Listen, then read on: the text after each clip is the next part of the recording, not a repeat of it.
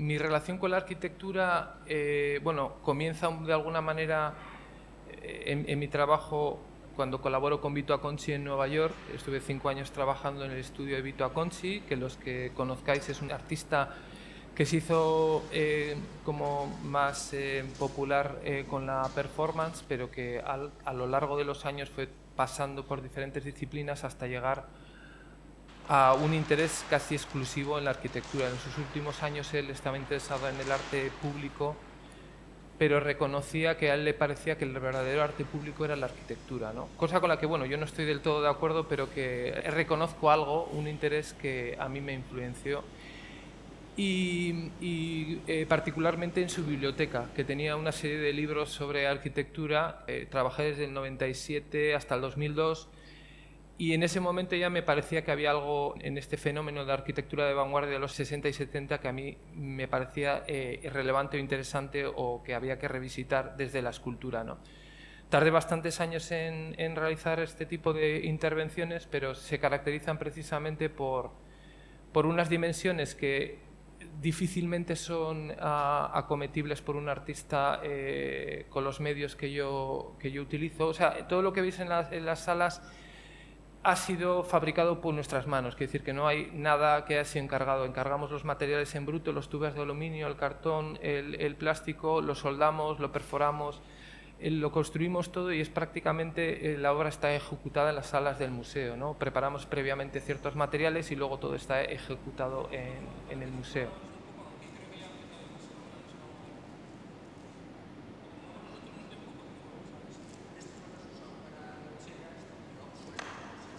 Yo os aprieto dos para que se hagan tope. Se puede apretar más, dejar solo un poquito de rosca.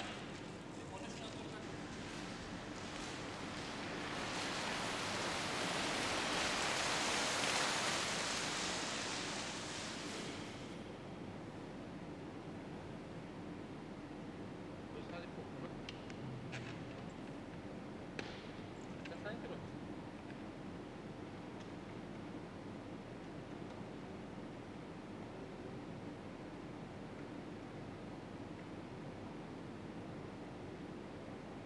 Para mí es muy importante tener el control de todo el proceso material con mis propias manos y de alguna manera con una relación física directa con lo que estoy trabajando.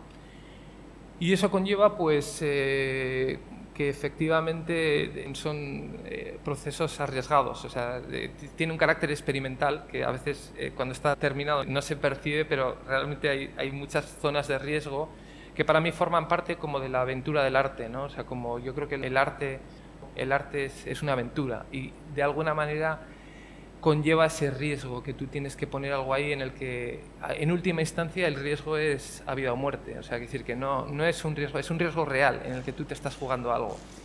Y solamente cuando tú pones ese algo, puedes sacar esos frutos. Y en este caso, hablo de todo esto porque me parece que ha sido muy gratificante también la relación con el museo en el poder realmente colaborar en ese riesgo, en apostar por una idea, y porque de alguna manera creo que compartimos esa visión del arte en el que es necesario arriesgar cosas para obtener frutos del trabajo realizado, ¿no?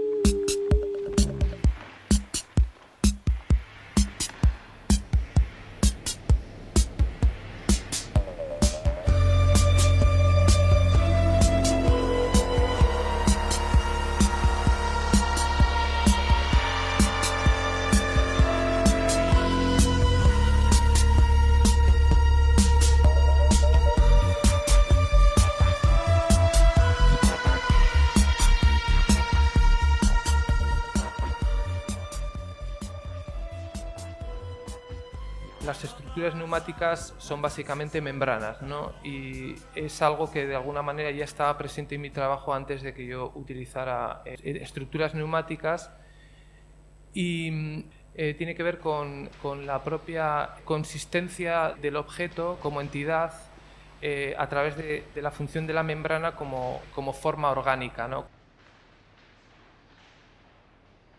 Todas las estructuras orgánicas están como de alguna manera definidas por una membrana cerrada que regula la relación entre el interior y el exterior, ¿no? Que es básicamente lo que son esas estructuras que veis ahí. Es una estructura cerrada que tiene un ventilador que genera una diferencia de presión entre el interior y el exterior, que a su vez genera esa tensión superficial que da estructura, forma, consistencia a las estructuras neumáticas. Y eso es algo que creo que es como consustancial de las formas tanto biológicas como artísticas de aquello que se llama lo orgánico, ¿no?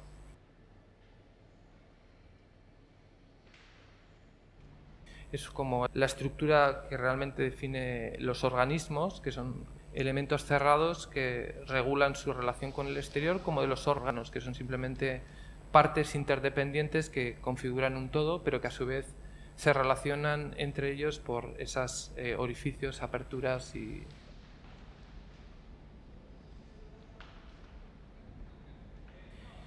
Eso para mí tiene una expresión como plástica, digamos, en la propia tensión superficial, que es lo que nosotros llamamos lo orgánico, la plasticidad, como determinadas cosas que a mí, de alguna manera, siempre ha sido lo que me estimula en el trabajo en términos plásticos, ¿no?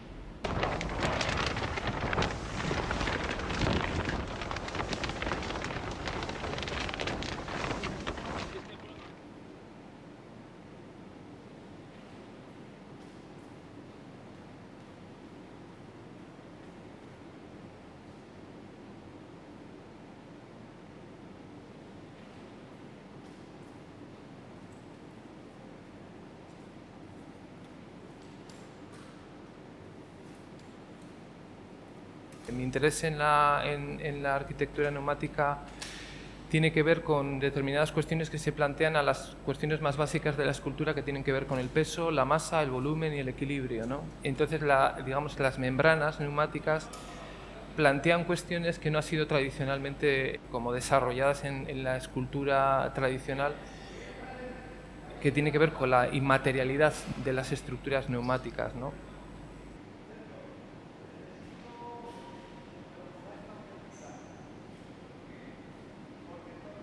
Todas las piezas han sido realizadas es proceso, con lo cual las soldaduras que hemos hecho nosotros las vamos testando en la medida de lo posible, pero las cosas pueden fallar. Hay un montón de elementos que están siempre en el límite, porque de alguna manera la economía de medios lo exige. Para mí no tendría sentido producirlo de otra manera. Hay algo que en la relación material con los objetos los carga de sentido, ¿no?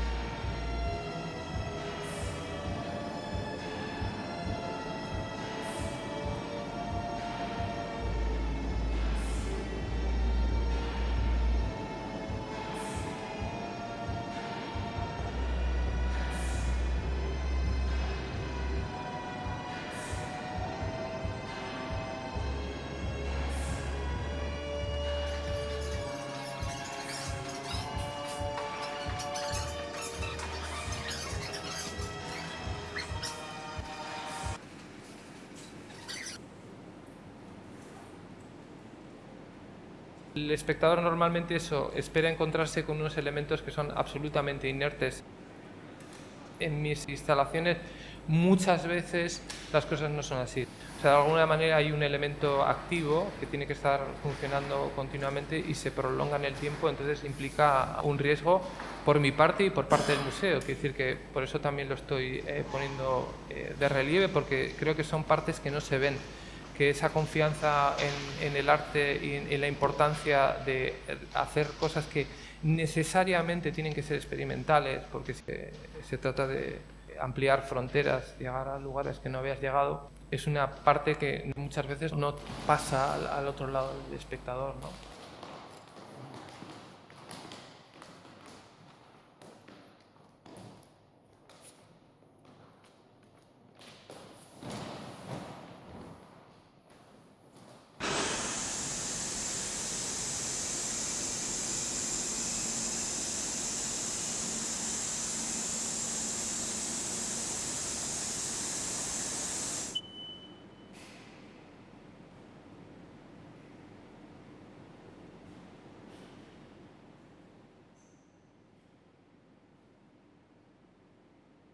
La arquitectura neumática me servía como referente precisamente a una mínima materialidad y unas funciones espaciales muy interesantes y de unas dimensiones que, como decía, son difícilmente acometibles con cualquier otro material, ¿no?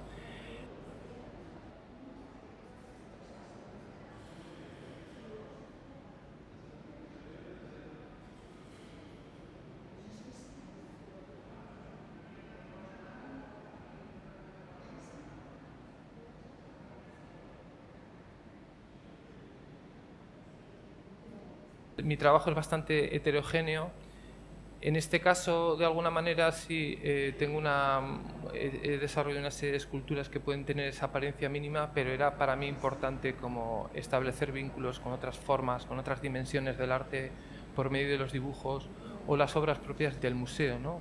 de la pintura, de la historia del arte, que creo que al final están íntimamente ligadas a esas cuestiones que aparentemente son muy, muy diferentes, pero que existen unos vínculos muy fuertes, ¿no? En la representación del cuerpo, de las figuras, de todas estas cuestiones.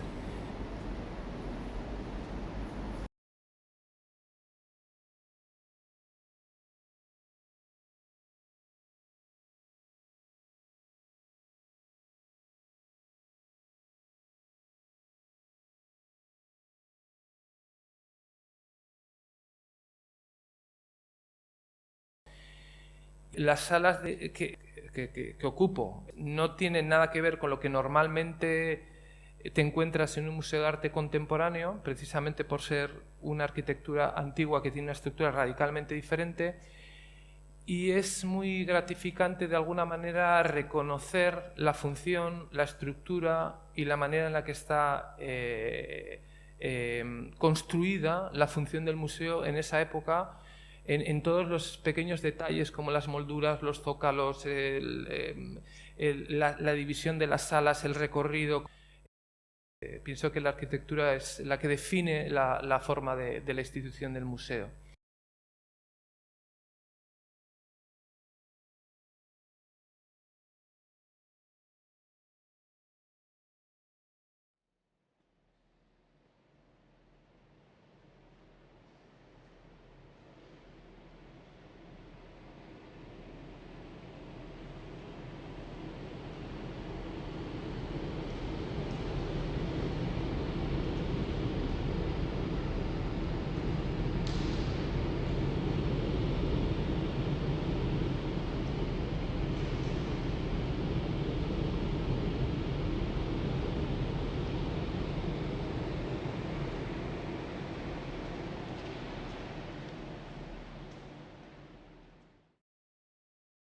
El título viene de un relato corto de J.G. Ballard,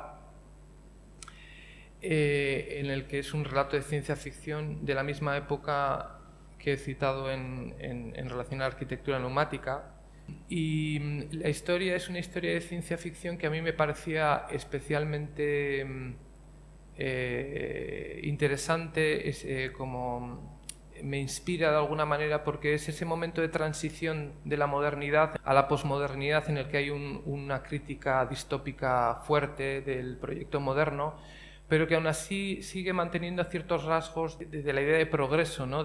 Pone en cuestión de alguna manera qué es el progreso, cómo queremos imaginarnos el mundo, cuáles son los problemas que surgen y cuál es el papel que ocupa el sujeto en ese proceso, ¿no? Y hay muchos elementos en ese relato que está escrito un poco de alguna manera en la descripción de la exposición, en el que unos sujetos se enfrentan a un viaje interestelar en el que no es tal, que al final es un experimento que es simplemente una cosa que sucede en la Tierra, no es la historia esta tremenda de J.G. Ballard, ¿no?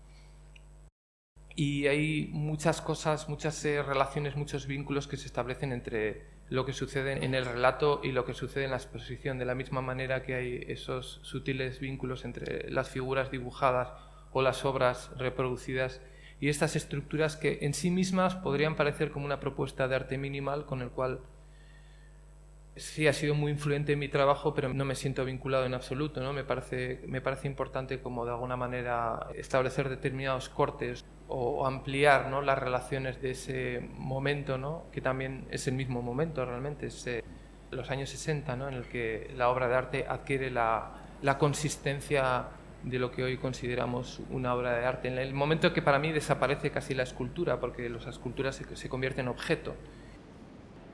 Y desde entonces ya muy difícilmente podemos hacer esculturas, ¿no? Llamamos normalmente esculturas a cosas que son objetos, porque lo que vemos es su propia materialidad. Antes un escultor podría hacer una pieza y lo que representara no era el bronce era el medio. Nosotros ahora si ves aluminio es aluminio, si ves plástico es plástico, ¿no? Estamos encerrados en esa representación, autorrepresentación de material, ¿no? Y me parece como que era sugerente el relato de J.G. Ballard para, digamos, volver a revisitar todas estas cuestiones.